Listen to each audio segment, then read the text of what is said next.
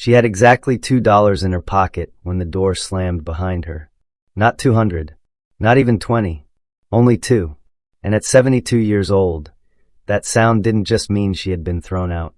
It meant no one was coming back for her. For a moment, Eleanor didn't move. She just stood there on the cold sidewalk, staring at the door like it might open again. Like someone inside might remember who she was, what she had done for them, how she had built that home with her own hands. But the door stayed shut. Locked. Final. And what she didn't know yet was that within 24 hours, everything about her life was going to change in a way she never saw coming. The wind cut through her coat as she slowly stepped away. Her fingers trembled, not just from the cold, but from something deeper settling inside her chest. Because it wasn't a stranger who had closed that door. It was her own son. The same boy she had once carried through sleepless nights. The same child she had protected, fed, and loved when she had nothing herself. And now she had nothing again. Except this time, she was 72. And alone. She opened her purse with shaking hands and looked inside. $1 bill. A few coins. $2. That was all she had left after a lifetime of giving everything away. And night was coming. She started walking. Not because she had a plan, but because standing still felt like giving up. The town blurred around her. People passed by without noticing. Cars moved. Lights flickered on in windows where families sat down to dinner. And Eleanor kept walking, step after step, until her legs began to ache, until her breathing grew heavier, until finally she couldn't go any further. A bench sat beneath an old oak tree, half hidden in shadow. She lowered herself onto it slowly, gripping her suitcase like it was the last thing tying her to the world. For the first time that day, she let herself feel it. The betrayal, the exhaustion, the quiet, terrifying question she didn't want to face. Where do I go now? And that's when something unexpected happened. A memory surfaced, faint at first, then clearer. A cottage, hidden far from town. Quiet, forgotten. Her mother's cottage. Eleanor's eyes opened slowly. She hadn't thought about it in over 40 years. Not since the day it was sealed. Not since the day she walked away, believing she would never need to come back. But now, it might be the only place left in the world that hadn't turned its back on her. The next morning, Eleanor made a decision. She spent one of her dollars on a bus ticket. One direction. No guarantee. No idea what she would find. As she sat by the window, watching the town disappear behind her, a quiet thought crept into her mind. What if it's gone? What if the cottage had collapsed? What if someone else had taken it? What if she had just spent her last chance chasing a memory that no longer existed? The bus rattled forward, carrying her deeper into uncertainty. And for the first time, fear began to creep in.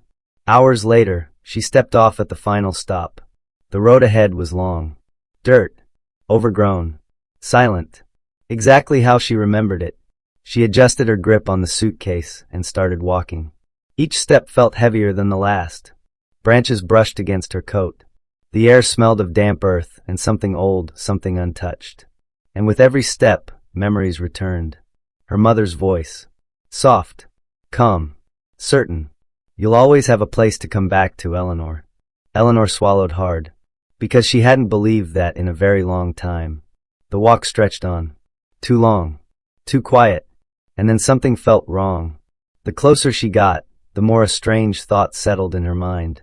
It shouldn't still be there. 40 years was a long time. Too long for anything to remain untouched. Too long for something to survive without being claimed, broken, or forgotten completely. Her heart began to beat faster. Not with hope, but with doubt. And then she saw it. The cottage. Still standing. Exactly where it had always been. Eleanor stopped in her tracks. Her breath caught. Because it didn't just look standing. It looked untouched. No broken windows. No collapsed roof. No signs of anyone ever stepping foot near it. It was as if time had simply skipped over this place. A chill ran down her spine. Because now, something didn't feel normal. It felt intentional. She approached slowly, step by step. Her eyes locked on the front door. And then she saw it. The key. Still hanging exactly where it used to be. Her hand trembled as she reached for it. This wasn't luck. This wasn't coincidence. It was as if someone had been waiting for her. For a moment, she hesitated, because something deep inside her whispered a question she couldn't ignore. What if opening that door changes everything? Behind her, there was nothing. $2. No home. No one waiting. In front of her, answers. Or maybe something more.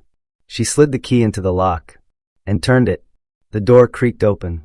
Dust floated in the air, glowing in the fading light. Eleanor stepped inside slowly and froze. Nothing had changed. The table, the chairs, the curtains her mother had sewn. Everything was exactly the same. Not aged, not disturbed, preserved. Like the cottage had been sealed in time, waiting for one specific moment. Waiting for her. Her heart began to pound. Because now she knew. This wasn't just a place she had come back to. This was something her mother had left behind. For her. Then she saw it. A box. Placed perfectly in the center of the table. It hadn't been there before. Her breathing slowed as she stepped closer.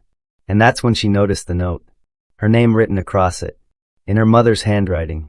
Eleanor's hands began to shake. Because there was only one explanation. Her mother had known. She picked up the note slowly and opened it. My dearest Eleanor. Tears filled her eyes instantly. If you are reading this, then life has brought you back here, just as I feared it might. Eleanor sank into the chair, her heart racing.